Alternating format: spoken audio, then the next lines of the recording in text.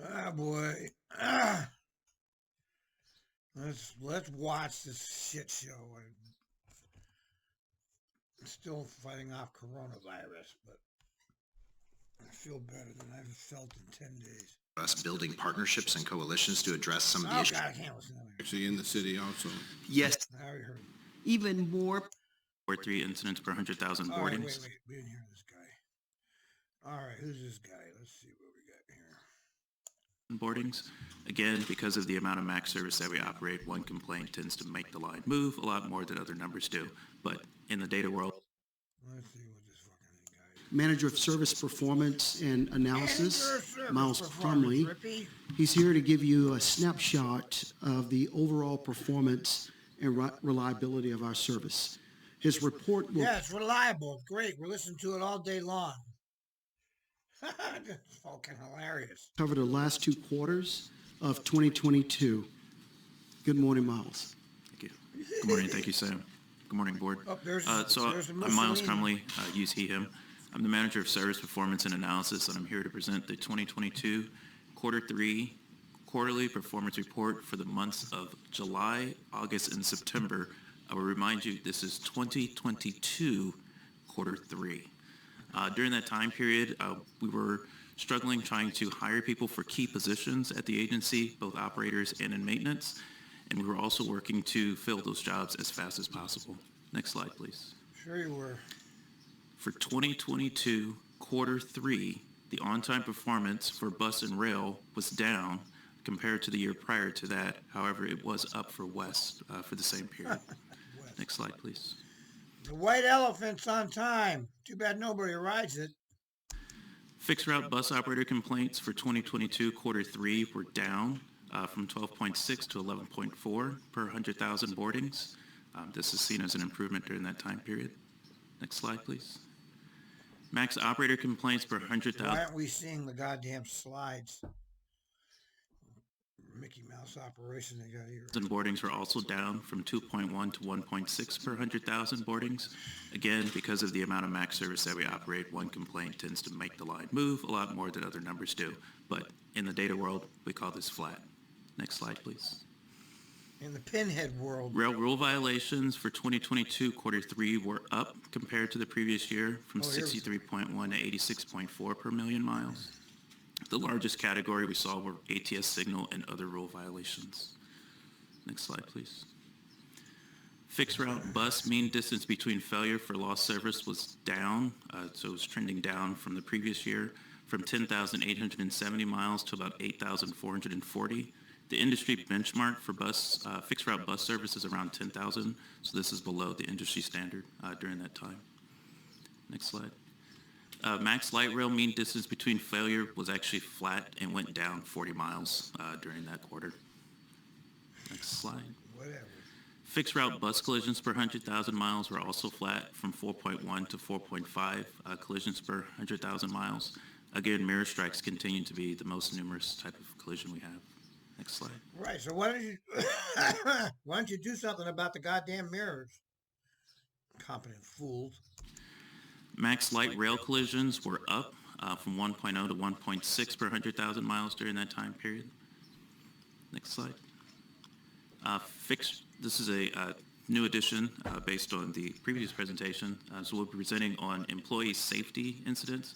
So for fixed route bus, employee safety incidents per 100,000 boardings were flat between 2021 Quarter 3 and 2022 Quarter 3. There are 0.43 incidents per 100,000 boardings.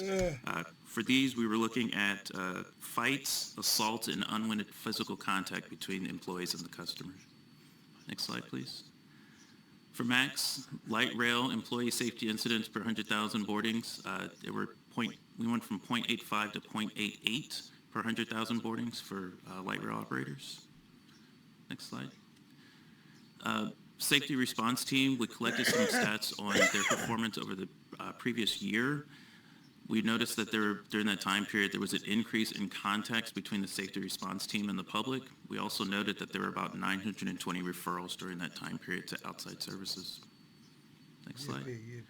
Lift on-time performance. We have noticed that during that time period, cab on-time performance actually increased quite heavily during that time This does not correlate with what I hear. From what I hear, Lyft is completely unreliable. period. For 2022 quarter three, pickup and appointment on-time performance also increased during that time period. Next slide.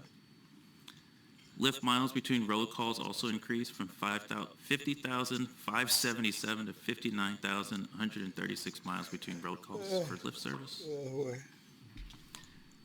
Lyft complaints per 1,000 rides actually decreased for the cab pickup service that we have for Lyft service, and was relatively flat for the other types of service Lyft operates. Next slide. And if you can take me to the quarter four. Boy, this is exciting. All right, so same as before, we're still trying to hire as many positions as possible. Again, this is 2022 quarter four, so this would be October, November, and December. Next slide, please. So during this time period, compared to 2021 quarter one, on-time performance for all of our modes was down during the holiday season. Boy, Max service is really down. The bus is more reliable than the Max. That's a good one. Typically towards the end of the year, we typically see on-time performance go down. We also noticed that traffic levels were returning to pre-pandemic levels, which also impacts our bus service. Next slide. Fixed route bus complaints per 100,000 boardings were up from 10.3 to 11.9 for quarter four 2021. Next slide. Max operator complaints were also up during this time period from 1.8 to 2.0 per 100,000 boardings. Next slide. Rail rule violations were also up from 2021 quarter four. We went from 75.0 to 81.7 per million miles. Again, the largest categories are ATS signal trips and other rule violations. Bus mean distance between failure was down from 10,033 to about 7,365. During this time period, we identified that our exhaust systems on our buses are causing a large portion of failures during that time period, so that's an area that we'll be looking at. Next slide. Max light rail mean distance between failures was up slightly, which is in mean distance between failure, higher number is better, so this was actually good. For rail equipment maintenance, they've been also focusing on door failures, which is a critical component for the trains. Next slide. Fixed route bus collisions per 100,000 miles were up from 4.6 to 5.0 per 100,000 miles. Again, mirror strikes are the most numerous type of collision that we have. Next slide. Max light rail collisions per 100,000 miles were up from 1.4 to 2.2. This is above where we expect our target to be, so this will be an area of focus for 2023 quarter one. Next slide. Fixed route bus employee safety incidents per 100,000 boardings were actually down from 1.0 to 0.5 during comparing the two time periods of 2022 quarter four. Next slide. Max light rail employee safety incidents per 100,000 boardings were also down from 0.8 to 0.7 incidents per 100,000 boardings. A new slide that we also added were lost time injury claims for operators. This was down between 2022 quarter three and 2022 quarter four. Interesting. Safety response team requests and referrals, following on from the previous presentation. Again, there were more contacts as more staff are actually added to the safety response team, which also means that we've made more referrals to outside services. I want to hear some facts. I want to know who and where. What referrals? All we hear is ditch. Nobody comes out to help these people. Lyft on-time performance for cab, appointments, and pickups was down slightly compared to the previous quarter. Next slide. Lyft miles between road calls went up from 47,906 to 54,737. Lyft complaints per 1,000 rides continued to go down from 17.4 to 9.3 during that time period. And for the other values, they went down or were relatively the same as compared to the previous year. And that concludes my report. Wow, that was great, exciting. You went through that so fast, it doesn't mean anything. Yes, we have one question from Director Yes. Bauman. Thank you for the report. That's a lot of data covering a 6-month period. You know what, I want to go to slide number 2 on the fourth quarter presentation. So in the third and fourth quarter, there was rather, or I should say, especially on the third quarter, there was a rather dramatic drop in on-time performance, especially for MAX. What's our goal for on-time performance, and what accounts for this, and what steps are being taken to improve that on-time performance? So 85% on bus and 88% on time is the goal at TRIMET at the moment. Mainly it's staffing. So when we don't have enough staff, we essentially have to use what we have in order to actually maintain service. And so during that time period... Yeah, but they got loads of new managers, man. Brand new division of managers, equity and inclusion department. Yeah, really helpful. We were trying to hire as many, and we still are, trying to hire as many people as possible, not only on the bus side, but also on the light rail side, to make sure that we have enough people available to actually operate the service. And I know we don't have a report yet on the first quarter of this year, but do you know what the trends are for on-time performance? I haven't taken a look yet. You haven't? Okay. Well, this is very important. Reliability, obviously, is very important to our customers. I was actually earlier this week waiting for a number 19 bus that didn't show up, and I assumed there was not an operator. So wow, Director Bauman experienced good. She got the TRIMET treatment. She was waiting for a bus that did not show up. That a girl. At least you now you know the truth. Available. So thank you for continuing to focus on that guy's just a statistician. He doesn't have anything to do with the operations. All of the folks in operations to focus on on-time performance. Thank you. Director Way has a question. Thank you. I think my question was related to Director previously, who stated the on-time performance piece. But my question was related to that. So you also mentioned the lift on-time performance decreased. Do you know why that is? Is that also a shortage problem of lift operators? Yes, also related to staffing on the lift side. Okay, great. And then you said the operator complaints increased this quarter. I forget which slide. There's a lot of data. That was quarter 4. It was a slight increase, to 2.8 or... It must have been the bus. Can you explain that a little bit? Can you go to the slide, please?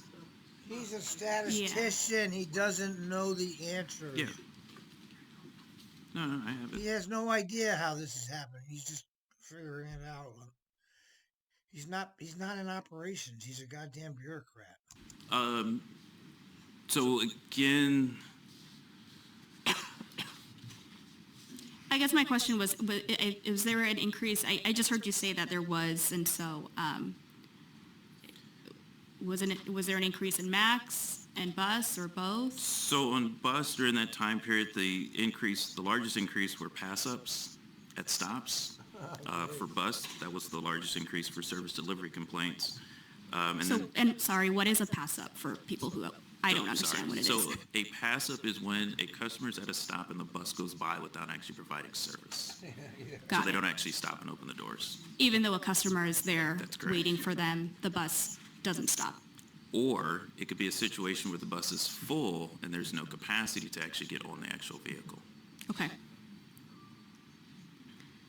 Great. Thank you. I think this is a really enlightening presentation given just where we're at, in terms of customer experience around usage of our current system, whether that's MAX or bus.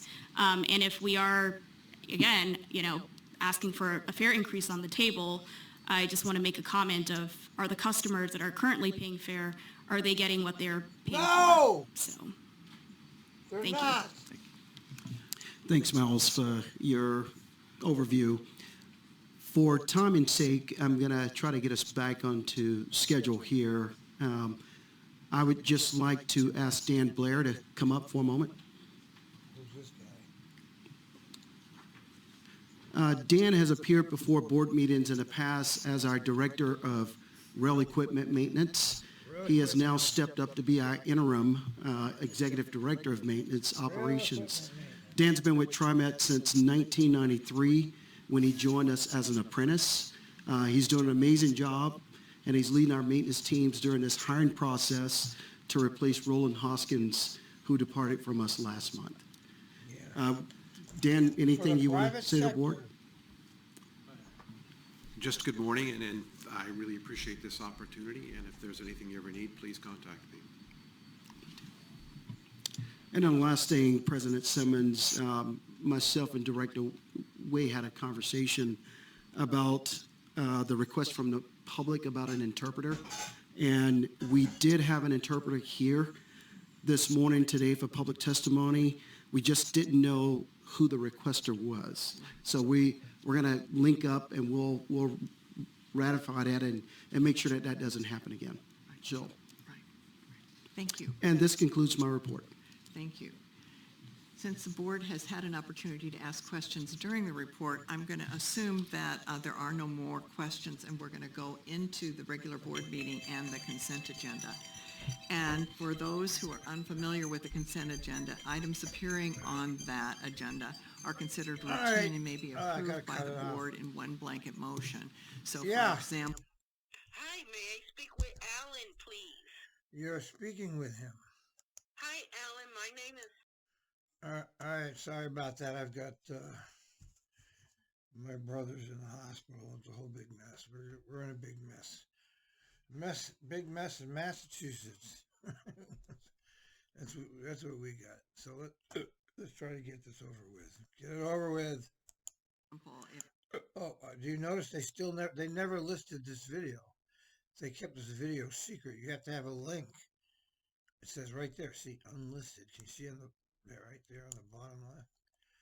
So they don't want people to watch this.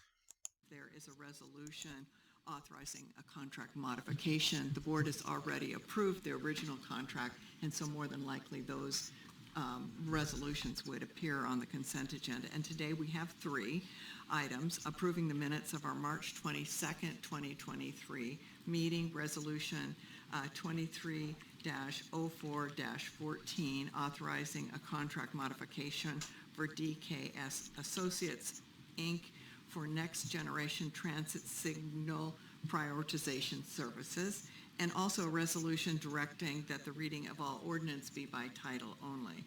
Does any director request to have any items removed from the consent agenda? Any director?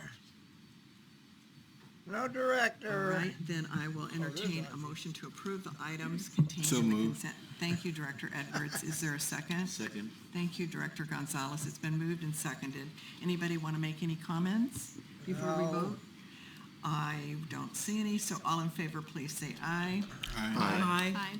Motion carries. Thank you. Now we're going to go to all the resolutions in our meeting today. I'm going to start with the first resolution to come before the board this morning is Resolution 23-04-15, authorizing an intergovernmental agreement. Here's the thing for Wilson. This is Wilsonville.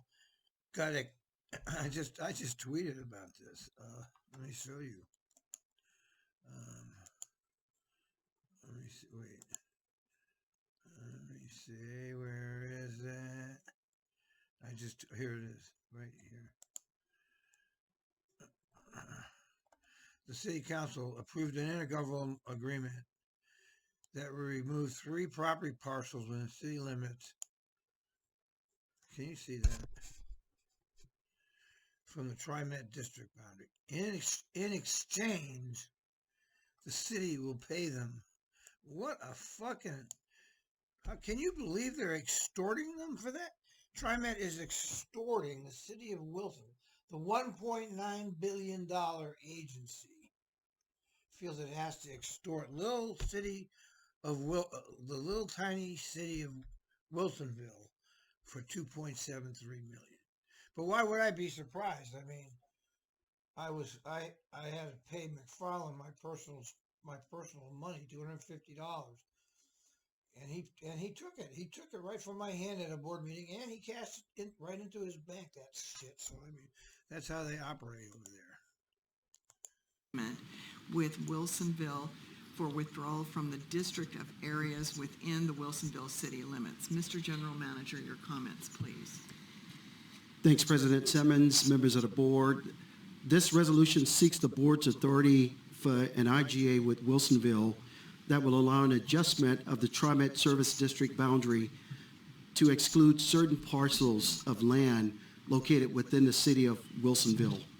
Wilsonville is a unique case. The city withdrew from the TRIMET district back in 1988, but it continues to be served by the West Commuter Rail and receives various limited service from our Line 96 bus line. In 1989, Wilsonville began providing its own city-operated transit services, the South Metro Area Regional Transit SMART. However, because Wilsonville extended its city limits northward, it annexed 3 small parcels in North Wilsonville that are still part of the TRIMET district, but where SMART provides transit services. Wilsonville would like these areas to be withdrawn from TRIMET and incorporated in its city-owned SMART system. However, Oregon statute governing withdrawals from the transit district does not allow a withdrawal petition to be filed for areas within cities with no more than 10,000 people like Wilsonville. The resolution that comes before the board today takes a step towards resolving that issue with the Wilsonville boundary concerns. The resolution requests authorization from the board for the general manager to enter into an intergovernmental agreement with Wilsonville that would do the following: withdraw the 3 annexed parcels within the Wilsonville city limits from the TRIMET district, provide for Wilsonville's payment to TRIMET of $2.738 million as compensation for estimated lost revenue resulting from the withdrawal, and require Wilsonville to remove House Bill 2666 from further consideration by the legislature. When and if the IGA is agreed upon, TRIMET will come back to the board to submit a volunteer withdrawal ordinance for your consideration. That would be necessary to formalize the withdrawal process for the 3 areas within the city limits under Oregon law. The ordinance would be contingent on Wilsonville's satisfaction of its obligations under the IGA. The resolution is revenue neutral, as the project lost to TRIMET of an estimated $2.738 million in tax revenue over the next 10 years would be offset by Wilsonville's one-time payment of that amount to TRIMET. At the same time, TRIMET and Wilsonville are continuing efforts to negotiate an agreement to some other areas Wilsonville would like to incorporate into their SMART service district. The background of that is in your memo. I recommend your approval of this resolution. Thank you, Mr. General Manager. Is there a motion to approve the resolution? So moved. Thank you, Director Bauman. Is there a second? Second, Kim. Thank you, Director Kim. It's been moved and seconded. Why is Wilsonville being extorted over this? Just let him out! Does anyone wish to make a comment before we vote? Director Gonzalez. Thank you very much, President Simmons. I do have a question about this resolution. Just for the public record, are there any riders that will be losing service, existing service, as a result of this annexation?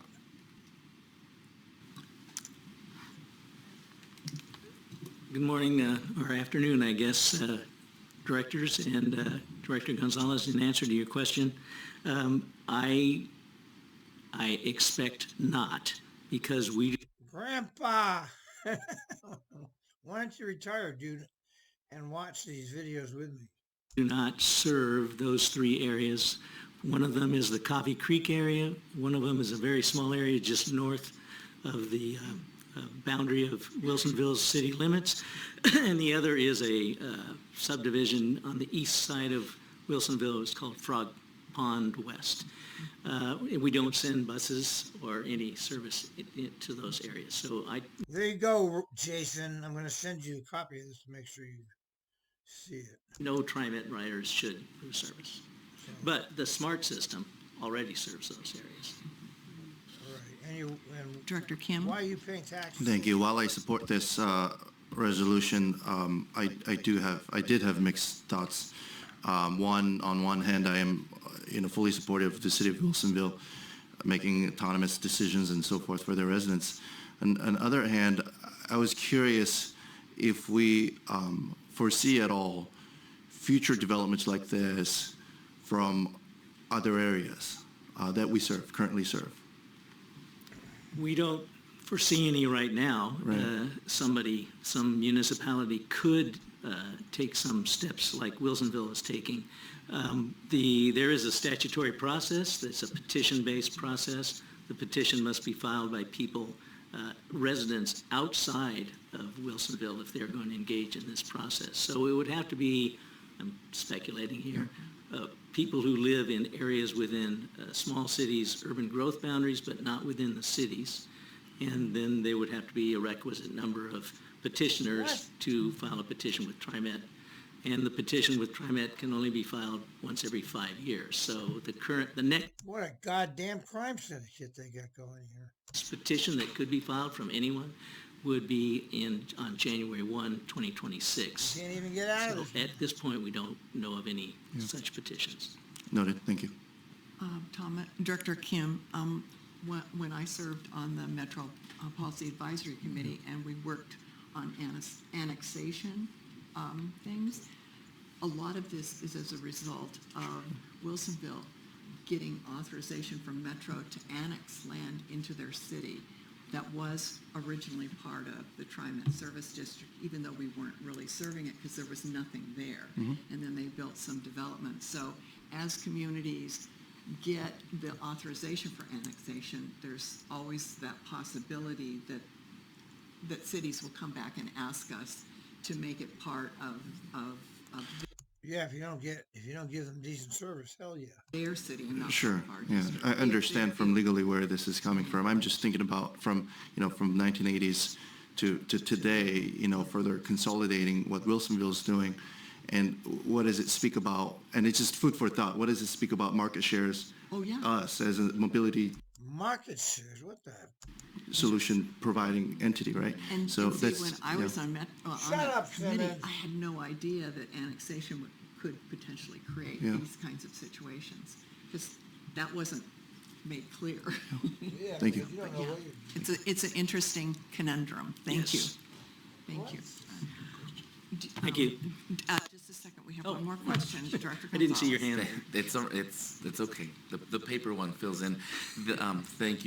Thank you, President Simmons. Another question now, and this is regarding the one-time payment. Just for the record, how was that one-time payment amount determined based on the known taxable impact, the known impact to tax revenues from that district for 1 year, or was there a longer time frame that this was forecasted? The one-time payment was for a 10-year period. It's an estimate from our finance department, and it's kind of a rough estimate, but it was in our negotiations with Wilsonville. There needed to be some kind of compensation. Seemed like a 10-year period was appropriate, at least for these Why areas. do you need to have compensation? Why? How's that even right? In the city, and that was determined to be $278,000 per year over a 10-year period. Thank you. Okay, so we are ready now to take a vote. It's been moved and seconded, and so all in favor, please say aye. Aye. Opposed? Hearing none, motion carried. Oh my God, it actually passed. I couldn't believe it. I thought they were gonna vote it down. All right, that's enough of this crap for now.